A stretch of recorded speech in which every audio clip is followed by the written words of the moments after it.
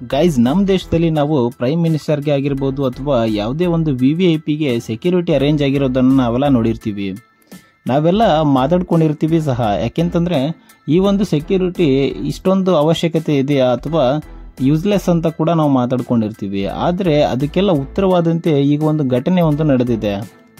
ಈ ಒಂದು ಘಟನೆ ನಡೆದಿದ್ದು ವಾಷಿಂಗ್ಟನ್ನಲ್ಲಿ. ಅಮೆರಿಕದ ಮಾಜಿ ಅಧ್ಯಕ್ಷರಾದಂತಹ ಡೊನಾಲ್ಡ್ ಟ್ರಂಪ್ ಅವರ ಮೇಲೆ ಗುಂಡಿನ ದಾಳಿ ನಡೆದಿದೆ. ಡೊನಾಲ್ಡ್ ಟ್ರಂಪ್ ಅವರು ಚುನಾವಣೆಯ ಅಂದರೆ ಅಮೆರಿಕದ ಚುನಾವಣೆಯ ಒಂದು ಅಧ್ಯಕ್ಷೀಯ ಭಾಷಣದಲ್ಲಿ ಭಾಗಿಯಾಗಿದ್ದರು. ಈ ವೇಳೆ ಏಕಾಏಕಿ ಒಂದು ಗುಂಡಿನ ದಾಳಿ ನಡೆದಿದೆ. ಹೀಗಾಗಿ ಇವರು ಸ್ವಲ್ಪದರಲ್ಲೇ ಬಚಾವಾದ್ರು ಅಂತಾನೆ ಹೇಳ್ಬೋದು.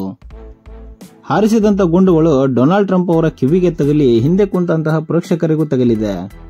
ಹೀಗಾಗಿ ಪ್ರೇಕ್ಷಕರಲ್ಲಿ ಒಬ್ಬ ಸಾವನ್ನಪ್ಪಿದ್ದಾನೆ ಹಾಗೂ ಡೊನಾಲ್ಡ್ ಟ್ರಂಪ್ ಅವರನ್ನ ಸೆಕ್ಯೂರಿಟಿಗಳು ಕವರ್ ಮಾಡಿ ಅವರನ್ನ ಒಂದು ಸಾವಿನಿಂದ ಬಚಾವ್ ಮಾಡಿದ್ದಾರೆ.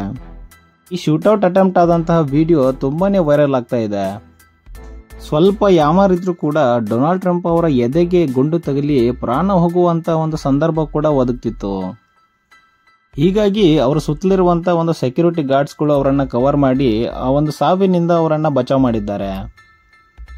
ಗುಂಡು ಹಾರಿಸಿದಂತ ವ್ಯಕ್ತಿಯನ್ನ ಅಲ್ಲಿರುವ ಸೆಕ್ಯೂರಿಟಿ ಗಾರ್ಡ್ಗಳೇ ತಕ್ಷಣವೇ ಹೊಡೆದು ಹಾಕಿದ್ದಾರೆ. ಅಮೆರಿಕ ದೇಶ ಒಂದು ಬಲಶಾಲಿ ಹಾಗೂ ಶಕ್ತಿಶಾಲಿ ರಾಷ್ಟ್ರ ಅಂತಾನೆ ನಮ್ಗೆಲ್ಲ ಗೊತ್ತಿದೆ. ಅಲ್ಲಿನ ಒಂದು ಆರ್ಮಿ ಆಗಿರ್ಬೋದು, ಸೆಕ್ಯೂರಿಟಿ ಫೋರ್ಸ್ ಆಗಿರ್ಬೋದು, ಇಡೀ ಒಂದು ಪ್ರಪಂಚದಲ್ಲೇ ಸ್ಟ್ರಾಂಗೆಸ್ಟ್ ಆರ್ಮಿ ಫೋರ್ಸ್ ಅಂತಾನೆ ಹೇಳ್ಬೋದು. ಅಂಥದ್ರಲ್ಲೇ ಈಗ ಗುಂಡಿನ ದಾಳಿ ನಡೆದಿದೆ.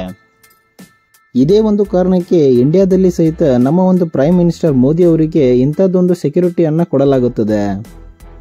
ಸದ್ಯ ಡೊನಾಲ್ಡ್ ಟ್ರಂಪ್ ಅವರು ಆ ಒಂದು ಆಘಾತದಿಂದ ಚೇತರಿಸಿಕೊಳ್ತಾ ಇದ್ದಾರೆ ಹಾಗೂ ಈ ಒಂದು ವ್ಯಕ್ತಿ ಯಾರು, ಶೂಟೌಟ್ ಮಾಡಿದಂಥ ವ್ಯಕ್ತಿ ಯಾರು ಅಂತ ತನಿಖೆ ಕೂಡ ನಡೀತಾ ಇದೆ.